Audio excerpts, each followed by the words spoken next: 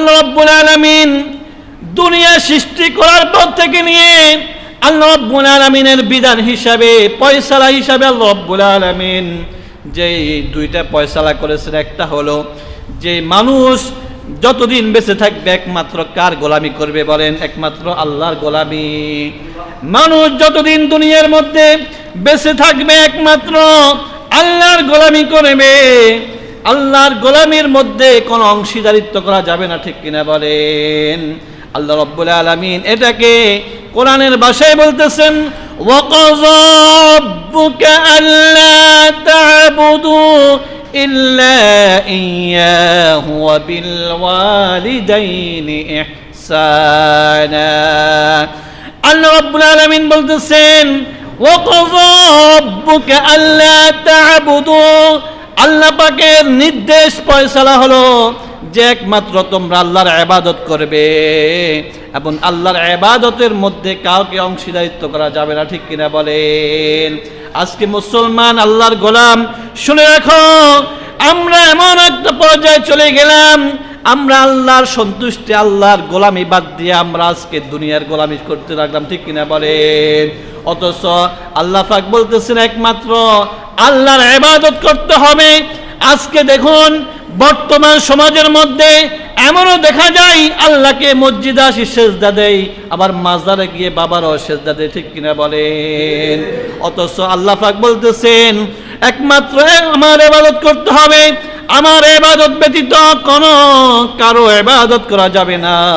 যেমন আল্লাহ পাক অন্য আয়াতের মধ্যে বলতেছেন, ওয়া ইয ক্বালা লুকমানু লিআবিহি ওয়া হুয়া ইয়াইযুহু ইয়া বুনাইয়া লা তুশরিক বিল্লাহ ইন্নাশ শিরকা লাযুলমুন আযীম।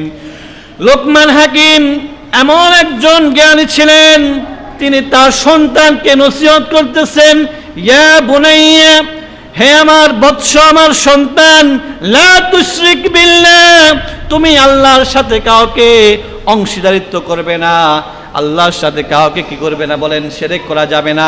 আজকে দেখুন আমরা যারা আল্লাহর ঘরেও সেজদা দেই, যারা মাজারে গিয়েও সেজদা দেয়, তারা কি আল্লাহর সাথে কি সুসম্পর্ক নাকি আল্লাহর সাথে শিরক করলো বলেন? কথা বলতে হবে, কি করলো? শিরক করলো। আপনি মাজারে কি সেজদা দেওয়া যাবে বলেন? কেন?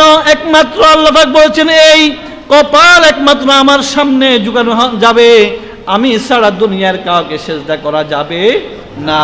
যদি আল্লাহ পাক সেজদার বিধান রাখতেন, সমস্ত সন্তানদেরকে বলতেন তারা যেন তাদের মা বাপকে সেজদা করে, আর সমস্ত স্ত্রীদেরকে বলতেন তারা যেন তাদের স্বামীকে সেজদা করে, ঠিক কিনা বলেন? আল্লাহ পাক যেহেতু বিধান রাখেন নাই, তাই বলি কাউকে সেজদা করা যাবে না, ঠিক কিনা বলেন?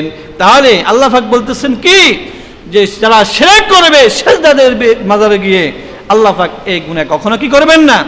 ইন্নাশ শিরকা লাযুলমুন আযীম, নিশ্চয় শিরক হলো বড় একটা কবিরা গুনাহ, ঠিক কিনা বলেন? আল্লাহ পাক সমস্ত গুনাহ মাফ করবেন, কিন্তু বান্দার শিরকি গুনাহ আল্লাহ পাক কখনো তওবা করা ছাড়া মাফ করবেন না। এই জন্য কোরআনে যত জায়গাতে আল্লাহ পাকের বিধানের কথা বলেছেন, এমনকি তারপরে দ্বিতীয় ফয়সালা হলো মা বাপের কথা বলেছেন।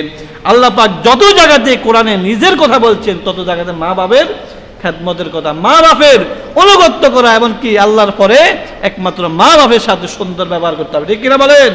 আজকে দেখা যায় বর্তমান যুবকরা রয়েছে যে আজকে আমরা অনেক আধুনিক জমানার মধ্যে মা বাপের আজকে অবহেলা হয়, ঠিক কিনা বলে?